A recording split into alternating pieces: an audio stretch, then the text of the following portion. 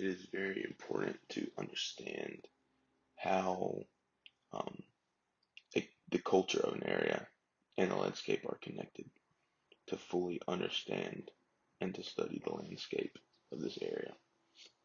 Um, People will always um, affect the landscape around them, and they shape it and form it to be what they want. And because of this, when looking at a landscape, you can see the culture in it. And so you can better understand the people who live in this place. Like the South, it looks different than other places. Like on this culture area map, you can see all the different culture areas and the, the different places that these things are in. And um,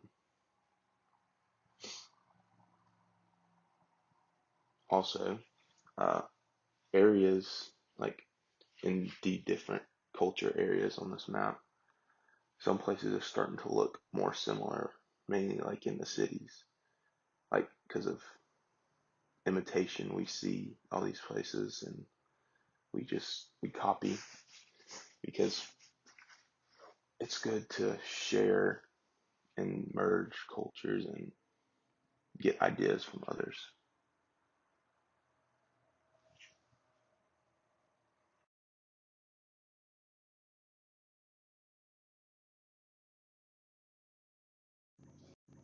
Common landscapes and common things can be very hard to study and to learn about because not very many people write about them or talk about them because they are so common.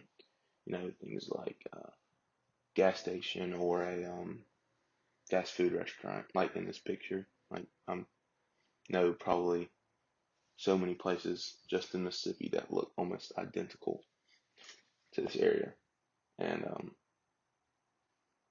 they are just hard to learn about because of this fact that everybody sees them every day, so nobody really writes about them, like compared to important places that everybody talks about and writes about, so they're easy to learn about. These are harder because nobody really does.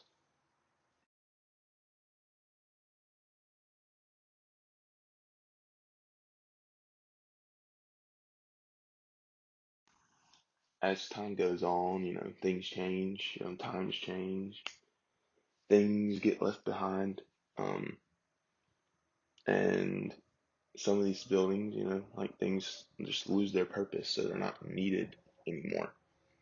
You know, like this old grocery store, like it's all um, dilapidated and run down and isn't being used anymore. I guess because it just wasn't needed, and so things like this lose their purpose, and these old buildings, they get left behind as times go on and new buildings are created, and they aren't needed. And some buildings, some old buildings, people still live in them and work in them, and a lot of these old buildings they aren't like that, and the ones that still stand are either like this building on this picture, or people still do actually live in them, and or like some become like museums and other things like that, and yeah,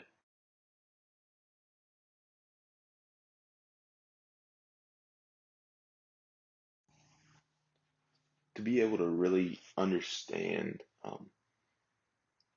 the landscape and the culture that affects this landscape, you need to understand the geography and to learn about the geography of this area.